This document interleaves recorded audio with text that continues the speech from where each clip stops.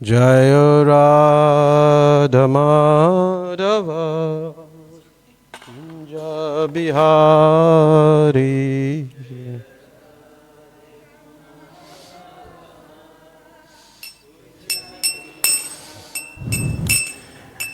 Gopijana Vallabha Girivaradhari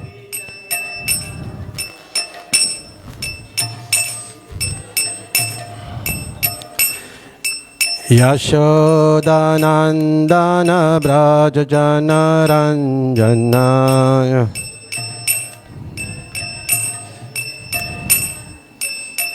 Jamuna Tira Vanachari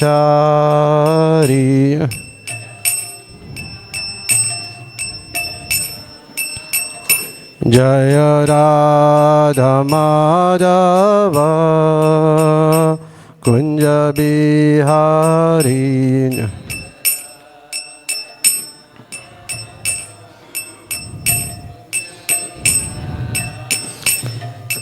Gopijana Vallabha Girivaradhari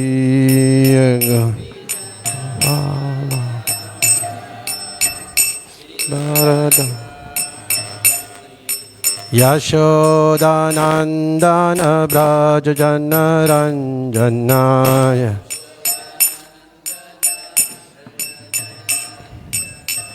Jamuna Tira Vanachari Yamuna Jaya Radha Madhava Kunja Bihari Jaya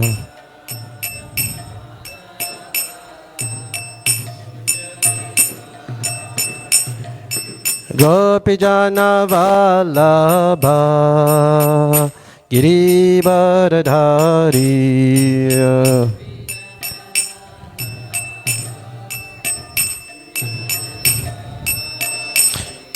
Yashodanandana Brajajana Ranjana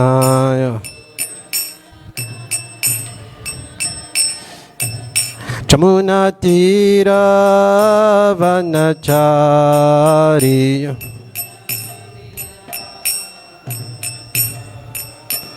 Yamuna Tira Vanachari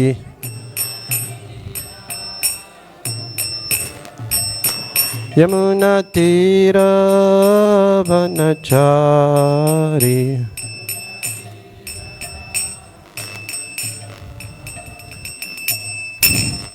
Jayam Vishnupad Paramahamsa Pravijacharya Astora Shishimat His Divine Grace A.C. Bhaktivedanta Swami Prabhupada Ki Jayam Vishnupad Paramahamsa Pravijacharya Astora Shishimat His Divine Grace Bhakti Siddhanta Saraswati Goswami Maharaj Prabhupada Ki Anandikuti Vaishnavrinda Ki Nam Acharya Slaidas Thakur Ki Prem se kaho Sri Krishna Chaitanya Prabhu Nityananda Shri Advaita Gadadhar Shivasadi Gaur Bhakta Vrinda Ki Sisi Radha Krishna Gopa Gopinath Shyam Kund Radha Kund Giri Govardhan Ki Vrindavan Navadip Dham Ki Gangamai Jamunamai Ki Bhakti Devi Tulasi Devi Ki Samaveta Bhakta Vrinda Ki Nitai Gaur Premanande. All glories to the assembled devotees. All glories to the assembled devotees. All glories to the assembled devotees. All glories to Shri Guru and Shri Gauranga. Hare Krishna. Om Namo Bhagavate Vasudevaya.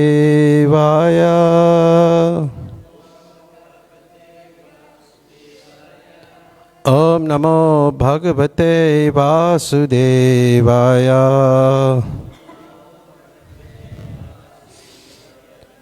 Om Namo Bhagavate Vasudevaya.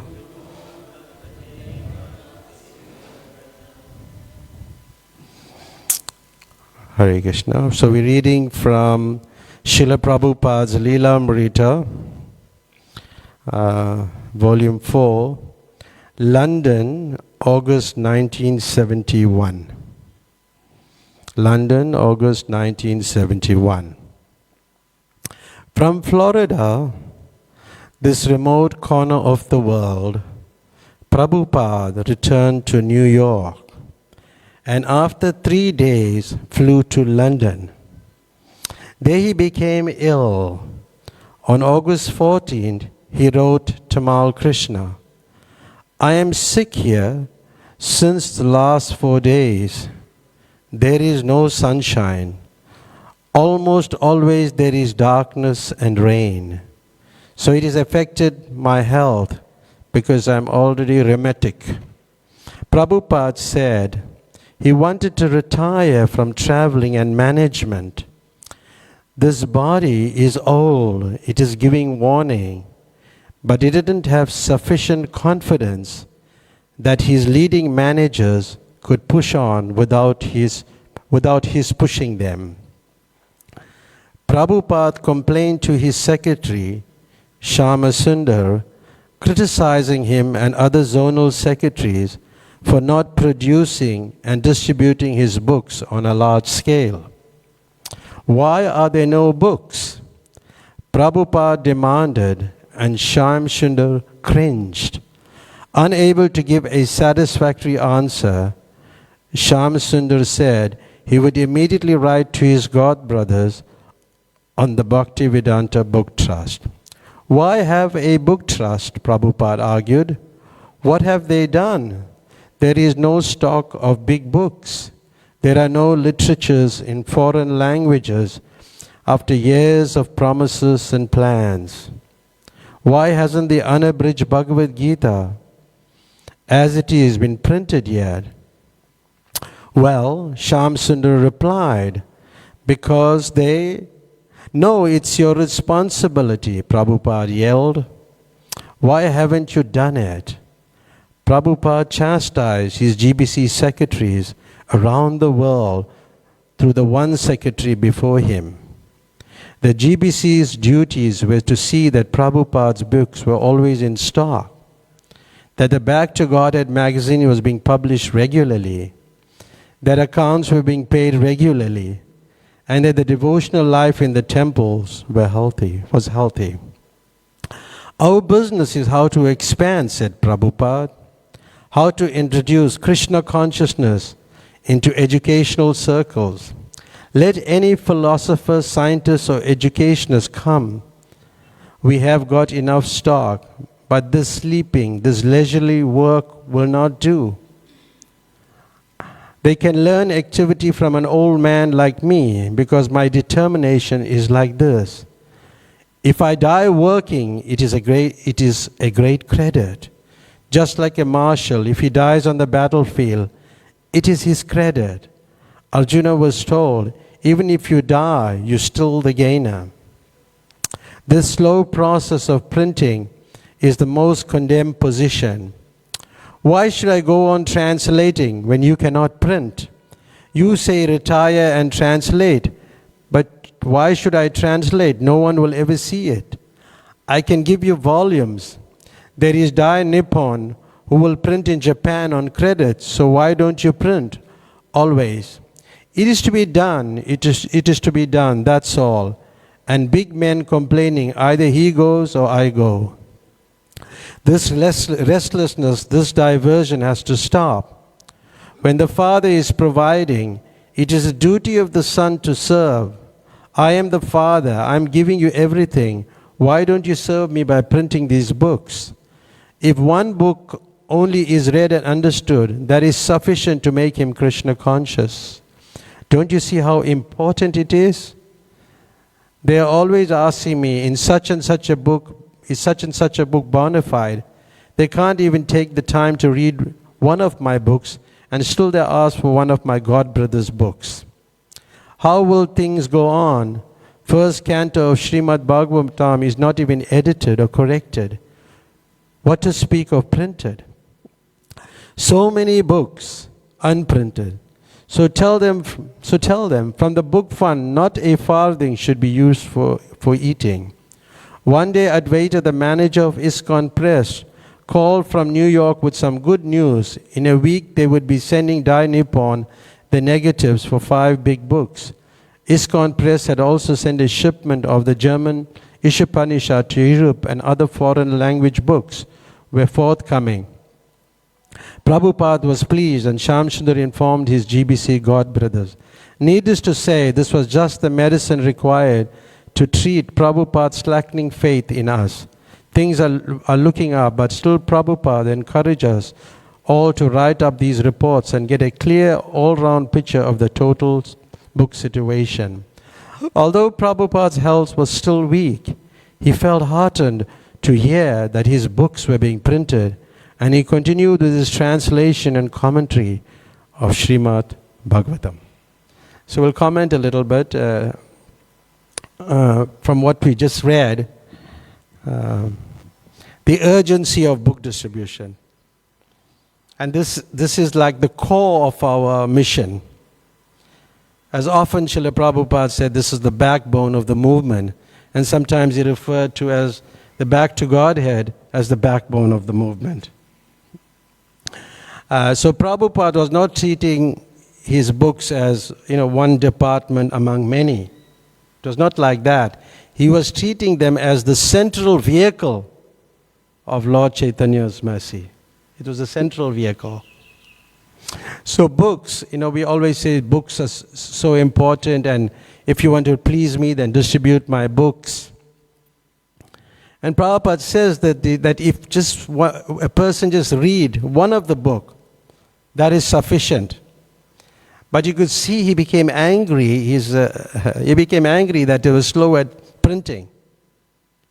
And he was very concerned about, his BBT and massive printing. In fact, he wanted, his books to go more than temple expansion, because the books will do everything. Gradually, people will take to the philosophy, and temples will be established in that part of the world. Because this book is like the Shabda Brahma, the transcendental sound that carries this realization. And the parampara is preserved through written siddhanta. So we have the books, we can always go through it. So again he spoke a lot about the responsibility of leadership, about the GBC as servant managers. We have to execute the founder's mission. That's why we say founder acharya. And Prabhupada's frustration, seemingly the way he spoke, he said it here, the way it's recorded here, it's not personal. It's not, it wasn't personal. He just wanted them to push the movement and the leaders to take responsibility as leaders. And what was his expectations? To maintain stock of books, financial integrity, so many different things, healthy sadhana, many, many things he spoke of. Culture in temples, the expansion in the intellectual society, going to the intelligent people, reaching their academics. Because often we concentrate on the mass. But Prabhupada also concentrated on class, not just masses. And then he said, like when the father is providing, it's duty of the son to serve. We read that. So what does it mean? This frames that ISKCON leadership, it's a good topic, ISKCON leadership is not corporate, one. And it's not democratic, but we are service-based. We're meant to do service. Because sometimes we bring in this, because we're coming from the corporate culture, we try to make it corporate. But it won't work. It won't work. There was a very interesting letter, we were establishing the temple in Richards Bay, and I was thinking because these are all new people, and as managers, what should we tell them how to manage this society? how to manage the center. So there's a very interesting letter by Prabhupada wrote to Karandar. I think it was 24th November 1972. I think it was around 72 that letter was written. And there, Prabhupada was responding to him. He wrote different things, but he was responding to him. It was a lengthy response. And when we had the first meeting, the devotees, the part of the minutes was that whole letter. How to run the society. Firstly, Prabhupada rejected centralized bureaucratic control. You can't have it centralized. He told him that you should stop all your plans for centralized management structures. You should reject centralization of taxes, finances, all these different bookkeeping systems, credit systems, administrative authority, so many different things. So you should avoid this big corporate mentality. We should avoid that corporate mentality. And the temples, the local temples should be independent. They should be self-sufficient. They should be locally managed. And then the local leaders, they handle the registration, the tax certification, the corporate compliance. All these things are handled by local leaders, the accounting system. And like that, we also put in place all these systems, registration, register the society with directors, and all these.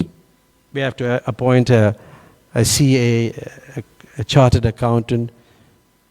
And then we should have full transparency. We should have full transparency.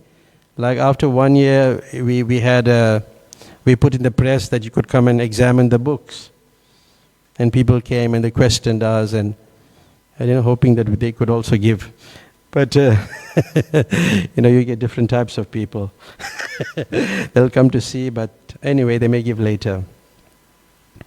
But he said, in that letter, he said that only one area should be centralized, and that is the book printing. The book printing, the book distribution system, that could be centralized, like the BBT, it's the heart. But it also functions separately from the movement. It also functions separately. Because if the temples close down, then the BBT functions, and books will be going on and the preaching will be going on. So that's how it's designed. Prabhupada was very intelligent. He was really sharp in all areas, The other thing he spoke in that letter, which was talking about training of competent devotees, like thinkers. And he wanted devotees to be independently thoughtful. That's the words he used. Independently thoughtful, practically capable, responsible, reliable, multi-skills in all departments. So you can do services in different areas.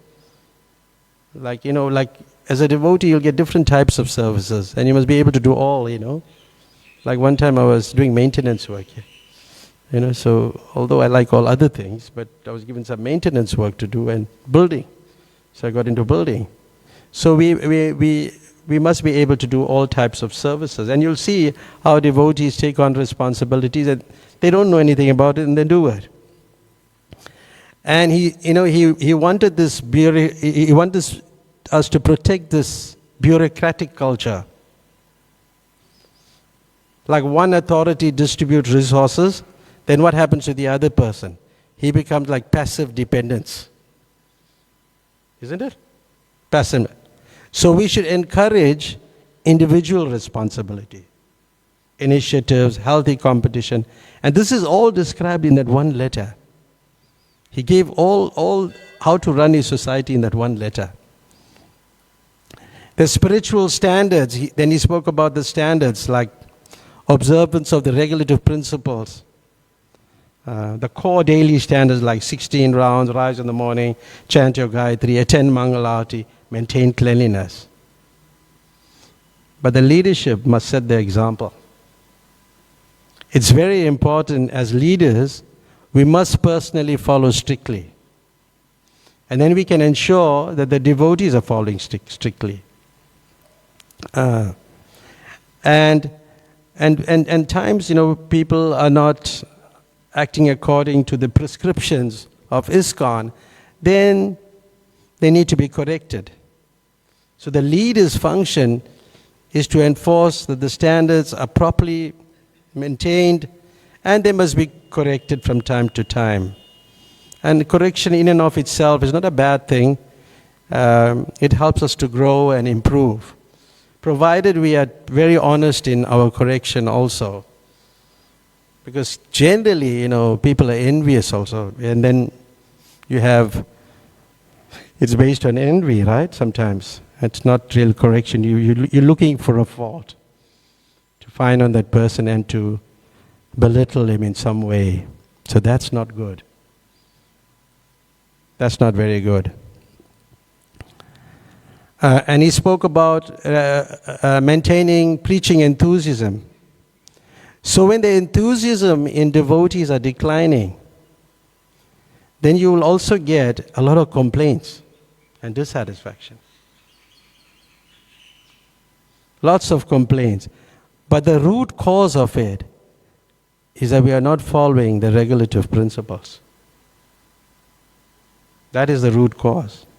So how do we build enthusiasm to come to that spontaneity? We are meant to come to that platform of Raghunuga Bhakti. But devotees are, they'll do anything sometime. They'll do all kinds of things. And they are on the Raghunuga platform. They'll do things on their own. You notice? They just make their own decisions and do their own things. But there's a process. You have to follow the rules. You have to have a good philosophical understanding. That comes by attending the classes. Then you get a gradual taste and attraction.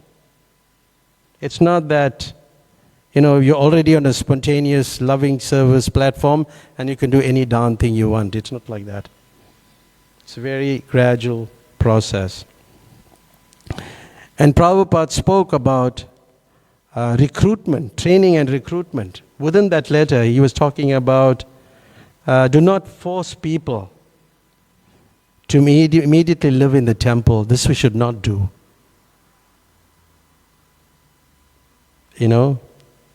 It's like Radhika Jivan always brings to my attention, it's not a hotel.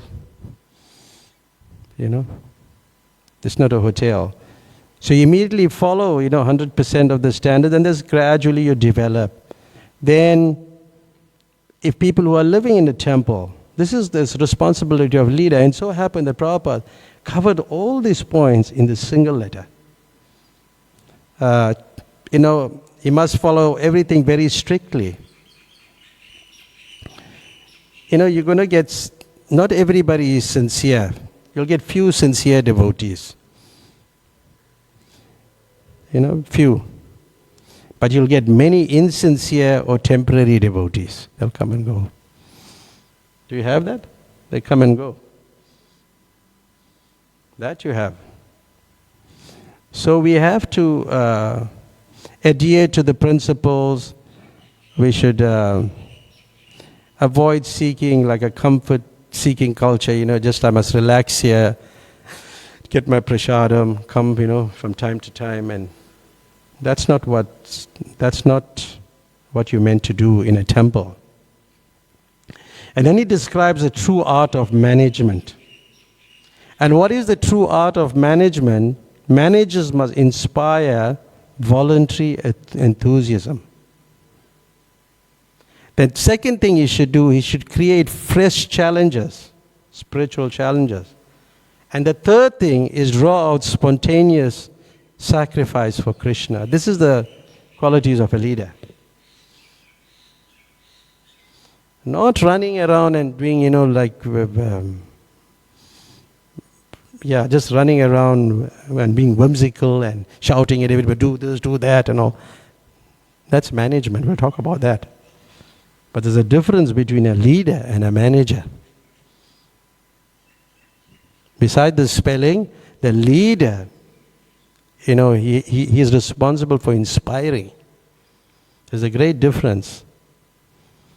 Because I was just chatting with Gauranga Prabhu, that people worry more about positions. When they meet, you'll say, "What seva? What are you doing?" Means what position you have. Tell them, "No, man, I just clean the garden," or something like that. It's a great service. So, know that this is the function of a leader. He should draw out that spontaneous sacrifice for Krishna. He has to take it out from the devotee. But that, when you are non-envious, you can do that. But if you're envious, you can't do that. It's very difficult. So he said you should train more expert managers, preachers. And then he described the role of the GBCs and sannyasis. Now listen very carefully. They must travel, they must inspect standards, they must correct deviations, advise leadership, and report issues that are serious.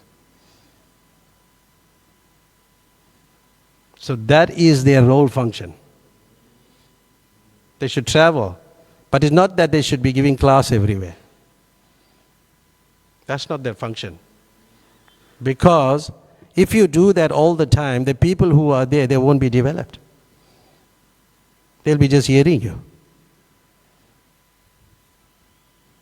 Is that not true? But you don't find that. You find that it's different. Therefore, you don't have leaders coming in the movement. So we have to work on leadership.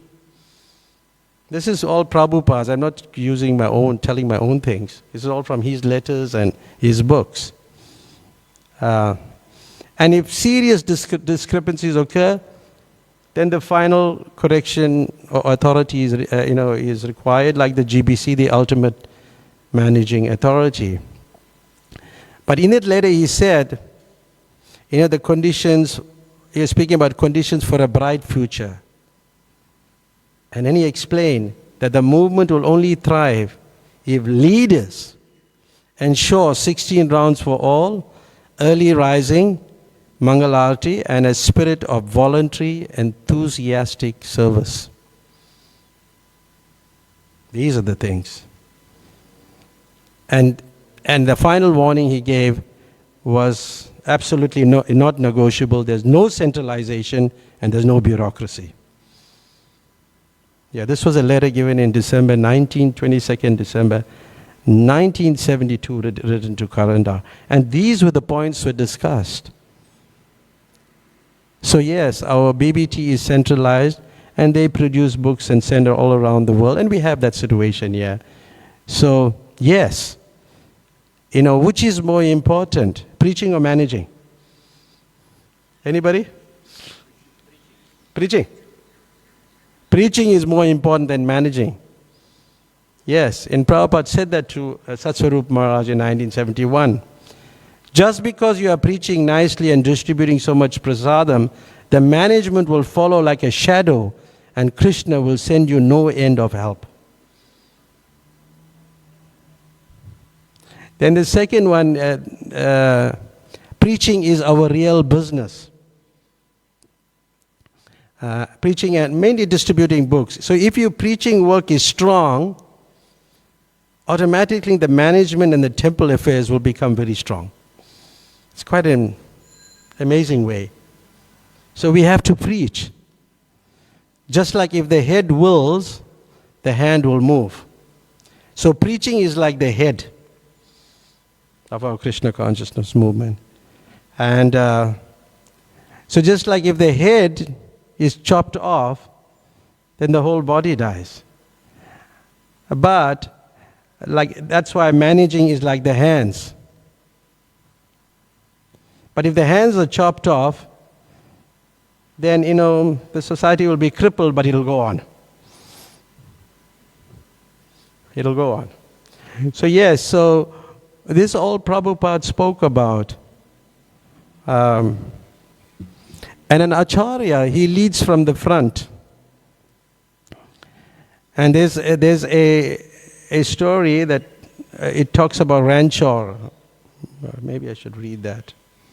verse. Okay, it's probably I should just read it.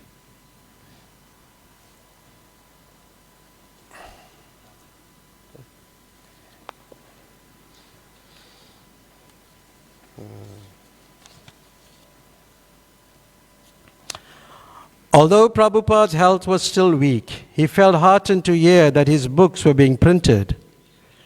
And he continued with the translation and commentary of Srimad Bhagavatam. Ranchor, one night, I was up very late, 1 o'clock in the morning. As I came in, I saw that Prabhupada's lights were on in his front room. And I could hear his voice speaking into the dictating machine. I came up the stairs being as quiet as possible I could, so Prabhupada wouldn't know that I was up so late. But as I passed his door, I couldn't resist the temptation to just stop and listen for a while. I tried looking through the keyhole, but I couldn't see anything, so I just listened to Prabhupada's voice. I was dictating Srimad Bhagavatam. Then all of a sudden he stopped. I suppose he was just thinking about what he was going to say next. But then I got the feeling that he knew I was out there listening through the door. I became frightened and went up the stairs as quietly as I could. Although the stairs creaked, everyone is asleep, not only the temple, but practically the whole city of London at 1 o'clock in the morning. But Prabhupada was awake and translating. He had been speaking quietly, but with a voice of great strength and determination. All during the day, he was under pressure to organize things and see people, and yet at night, the one time when he could have some peace and quiet, he was up dictating. So this is quite interesting that how Prabhupada would stay up all night. And he would take rest for a few hours, maybe a couple of hours, and he would get up in the early hours of the morning and he would translate. But we can see from this example that physical illness did not reduce his service. But that does not mean that we mustn't take care of the body. We'll talk about that. And the night was for translation time, and the daytime was for management, preaching, and meetings. As usual, this is what we do. And Prabhupada said in that, what we read earlier on, that if I die, working, it is credit. So we have to be in the battlefield. Sometimes we pray that we don't get very ill. Sometimes we do pray like that. I hope I be, giving the class and then I leave this world. I hope I'm, very conscious of Krishna.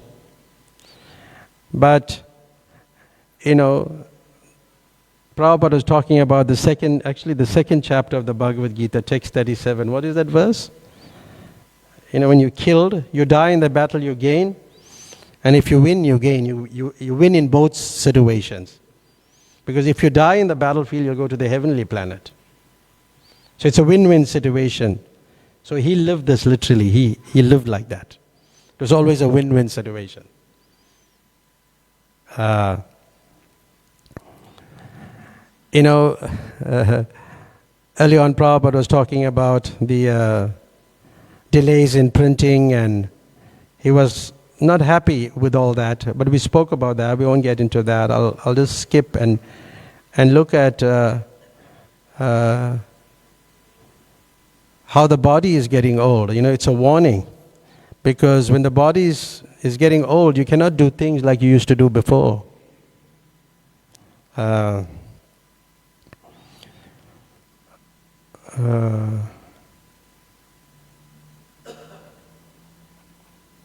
me skip.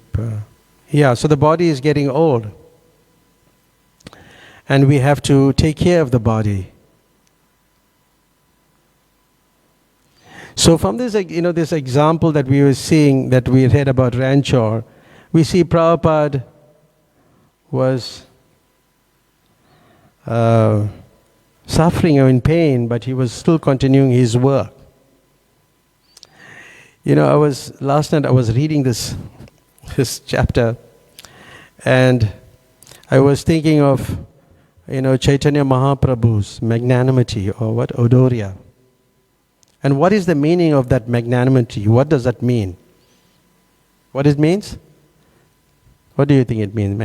Magnanimous or magnanimity. What does it mean? Mercy. Boundless, causeless, aggressive mercy. It's not just kindness. Like when you look at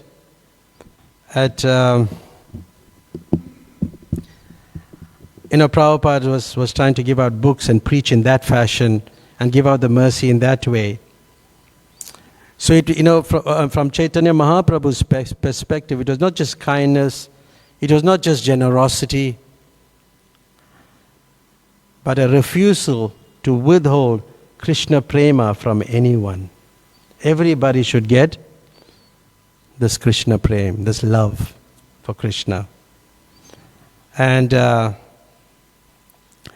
was the main reason why Chaitanya Mahaprabhu had come, to give out that mercy. Because there's an urgency, the souls are suffering. One is urgency, it's like a feature. But the meaning is that, souls are suffering now. And there's no qualifications required to take to Krishna consciousness. And for the person who just gives, the personal sacrifice, the giver suffers for the receiver. And there's mass distribution, there's not selective giving. So it's very inclusive. Krishna consciousness is for everybody. But how Prabhupada looked at it, Prabhupada's book mission, his mercy was print-based. Print-based global mercy distribution because of the books. Through the books, everything will go. So Mahaprabhu, he distributed the holy name, through kirtans in the streets, through Harinam. But Prabhupada was a little different, in the sense that he distributed the holy name plus the Siddhanta, means the conclusion, through books globally. That's the difference. That's the difference. And each book is Nam, Rup, Guna, Leela, Siddhanta, and the Parampara Shakti, the disciplic succession. So Prabhupada, like this, went through all continents, as opposed to Chaitanya Mahaprabhu, who remained in India and spread Krishna consciousness in India. So Prabhupada is an amazing person.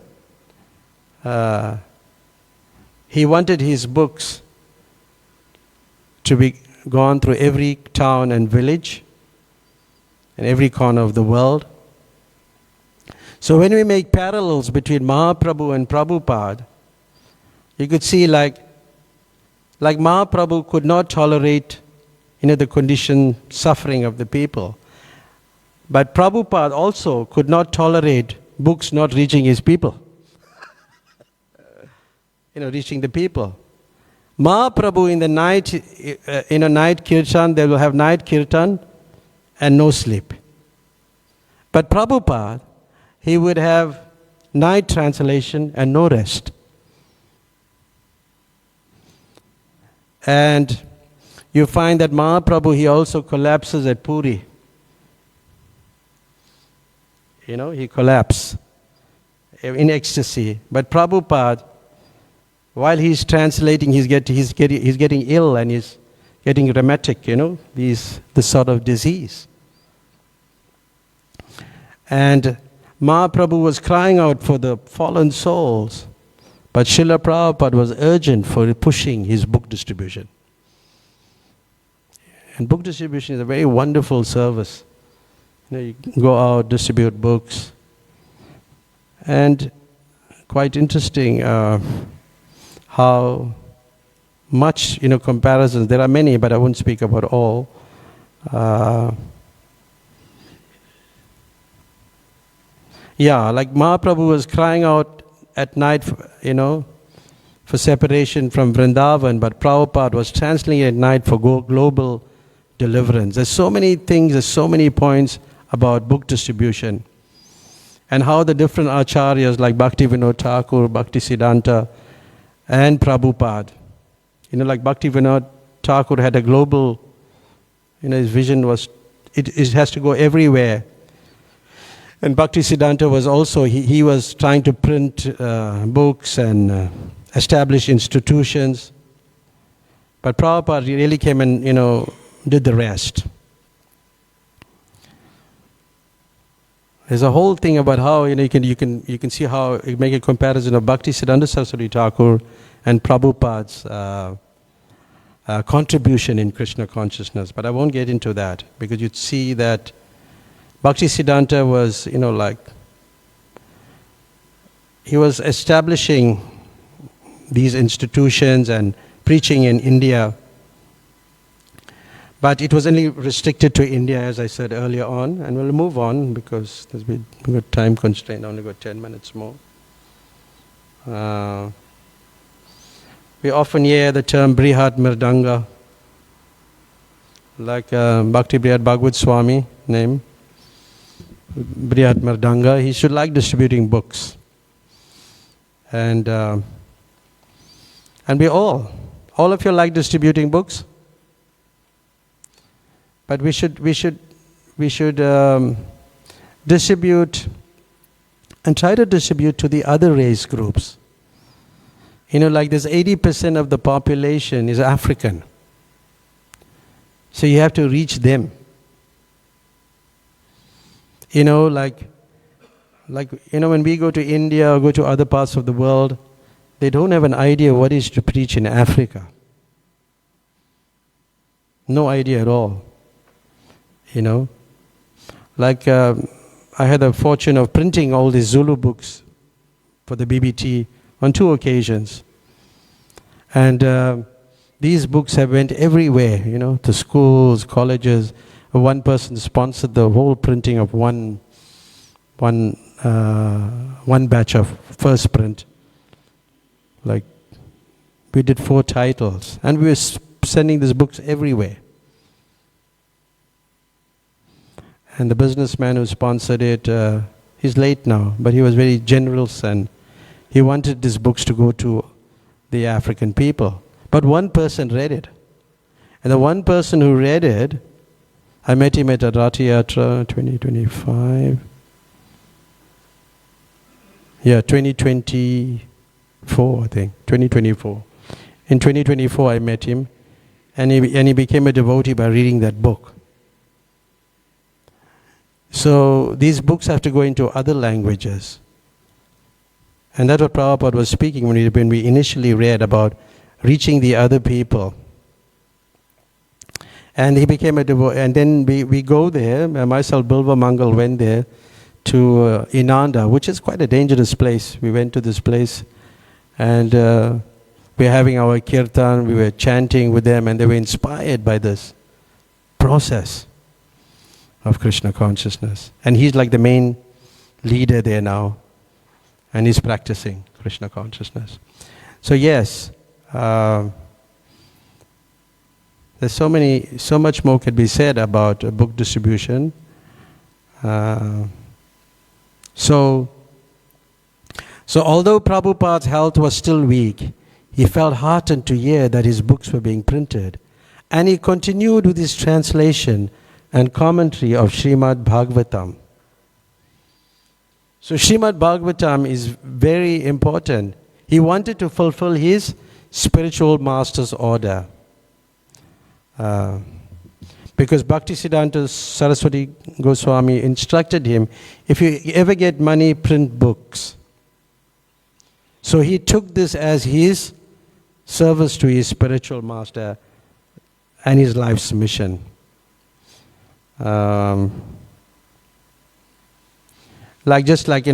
sometimes we hear devotees say books are the basis. What's that term? Books are the basis. Purity is the force. Preaching is the essence, and utility is the principle. So these 4 things, but actually these are not Prabhupada's words. This comes from some giant Japanese, but it applies to ISKCON. Yeah. So books are the basis. So why do we need the books? I said to preserve the Siddhanta intact, to keep the Siddhanta. That's why we need the books. And to standardize the teachings globally. Must be same standard. And then the continuing guiding after his physical departure, after Srila Prabhupada's departure. So the books, like he said, he would live forever in his books. So yes. So we were talking about Ranchor. He was peeping into that hole and he was looking and he wanted to see what Prabhupada was doing, but Prabhupada was translating the Srimad Bhagavatam. There's a nice purport in the first canto of the Srimad Bhagavatam. The first canto, I think, is 1.3.44. I think it's that verse. It talks about how you can perceive Lord Krishna in the Srimad Bhagavatam. Directly, you can perceive him when you hear from a realized soul like Sukadev Goswami. So when we're reading through the Bhagavatam, is we're receiving that same message. That same message. And the Bhagavatam, and it has to be understood by, or given to us by bona fide teachers, like Sukadev Goswami, Sutta Goswami. Then you can see Lord Krishna in the pages of the Bhagavatam. Can you imagine when Prabhupada was translating this? Seeing. So we can also realize Krishna in every page in the Bhagavatam. If we follow the parampara. But then there was I read a while back in one of Prabhupada's memories, when Prabhupada was Guru Puja, during the Guru Puja, Srila Prabhupada was singing, and then there was a loud banging coming from the Boga room. Oh, banging. So Srila Prabhupada put down his cartels and he was asking what was the disturbance. Because he's ready to speak his Srimad Bhagavatam class. So a devotee reported there's one devotee sleeping in the room there.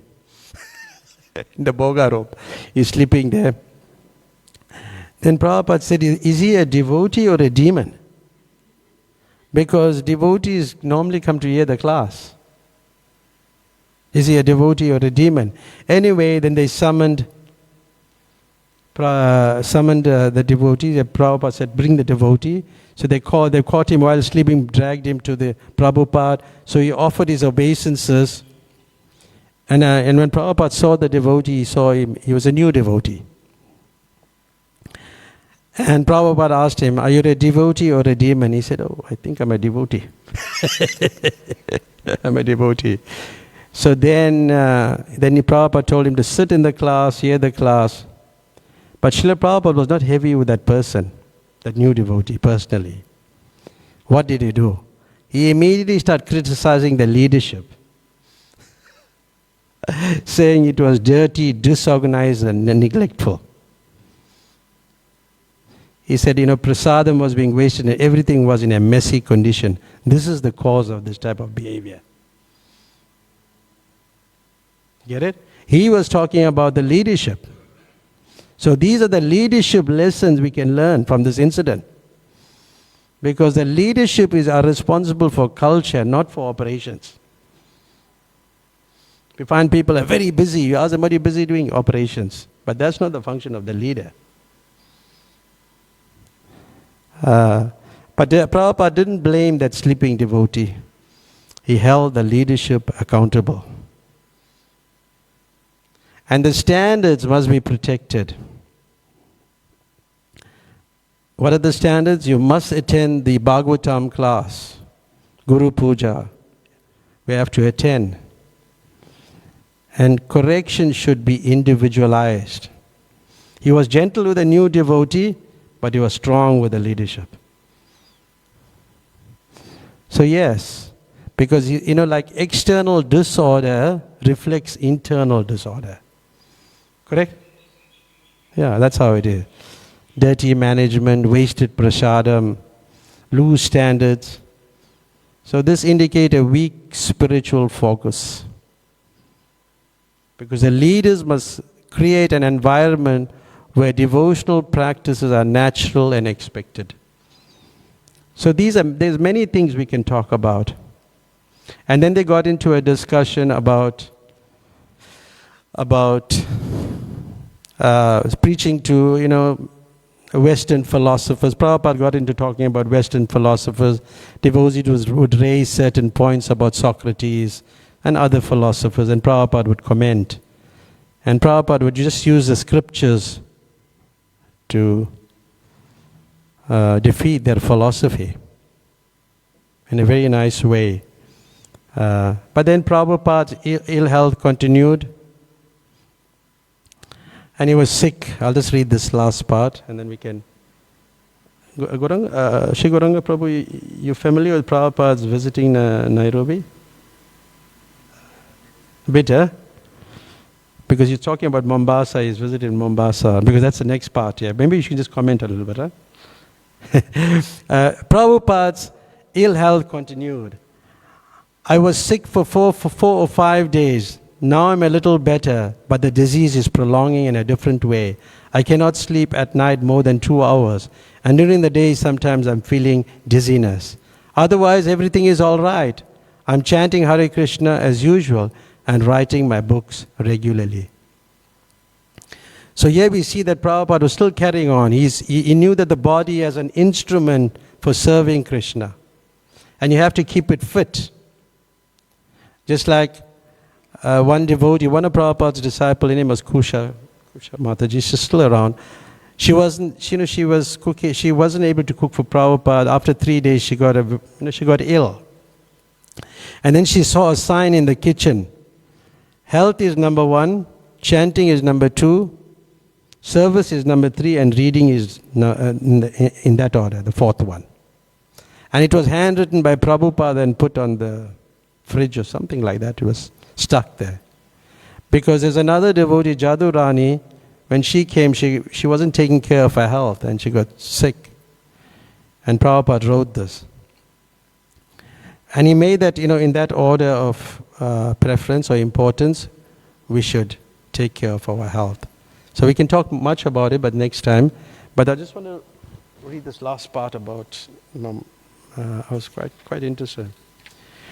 One day while meeting with an Indian man, a R.B. Pandya from Mombasa, East Africa, Prabhupada mentioned his illness. Mr. Pandya said he owned a house in the ocean at Mombasa, which was always sunny and warm, with pleasant sea breezes.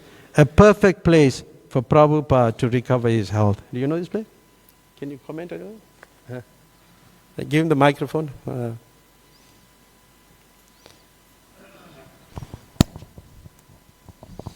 I had the good fortune of going around there when I was in Kenya, driven by one devotee.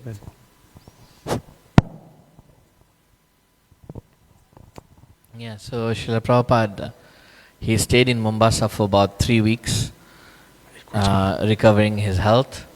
And at that time, Brahmanand Swami recalls that Prabhupada told him when the demigods and the demons were fighting, and after the churning of the milk ocean, when the demons were running with the nectar and the demigods were going after them, some drops of nectar fell from the pot, and one of those drops fell in Mombasa.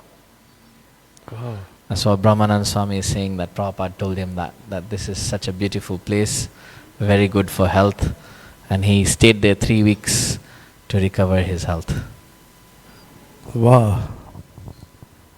Thank you for that, Srila Prabhupada. I didn't know that. Anything else you want to say? Mombasa, yeah, that's about it.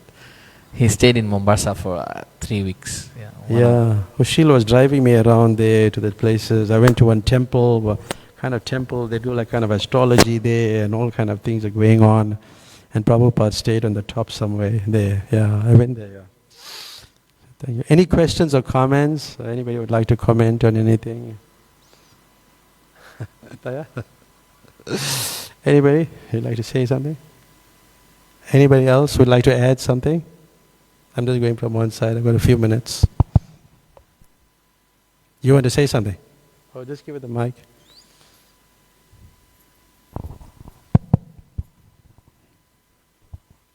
Hare Krishna, His Grace, and dear most devotees.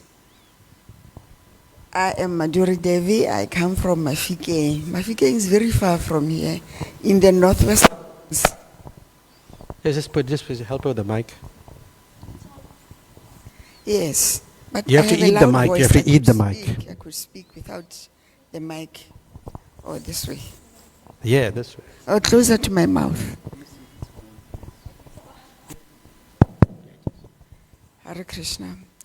So in Mafike, the people are indigenous. They are Setswana speaking. I'm also a Motswana person, being a devotee. So much of the preaching that I do at funerals. I find it very convenient because that's where you find that people are congregated in large numbers. And any other person would be invited to ascend to the podium to say something. That's when I start teaching about the difference between the body and the soul in Setswana. So that's how my preaching is progressing in Mafike. Then interested people start following up, calling, visiting me. Then we talk. Then we hold some little class at my place, and I also prepare some prasada. And I offer prasada. Then people become interested because predominantly the people out there are Christian. But they don't understand the concept of thou shalt not kill. Hare Krishna. Hare Krishna. Wow, very good. You're doing good work. You must carry on. We really very nice. Like once I was at the exhibition center, there was the World Conference of, on racism at one time. In all the leaders from all parts of the world came at the Hilton, where the ICC, and somehow me and another devotee, name is, he's late now, Madhu Mangal, me and him got inside there. It was like very well secured, but we were there with Prabhupada's books. We were there at Prabhupada's books and we were distributing, selling the books to, diplomats and things like that. So it's quite interesting. There's two things. One was, I took out a book called Chant and Be Happy, and I showed a lady, and she's a diplomat, she's just entering the meeting. And I showed her Prabhupada's picture, and she somehow, when she saw his picture, she said, I think this person will help me. And I said, what's the problem? She said, well, I'm suffering from AIDS. And I said, yeah, then she bought the book and she just went into she just appreciated Prabhupada just by looking at the cover of the book. Chant and Be Happy. And the second thing, there was some radio stations and all that, and they interviewed me for about to the I think Tanskai, somewhere like that. And then they interviewed me and were chatting, and it was so interesting. There's thousands and thousands of people were hearing, and I was speaking on the same point. You're not this body, but you're the spirit soul. We are all servants of God, and which Prabhupada preached so much in all his books and his lectures. Thank you for continuing that. Hare Krishna. Srila Prabhupada ki Jai.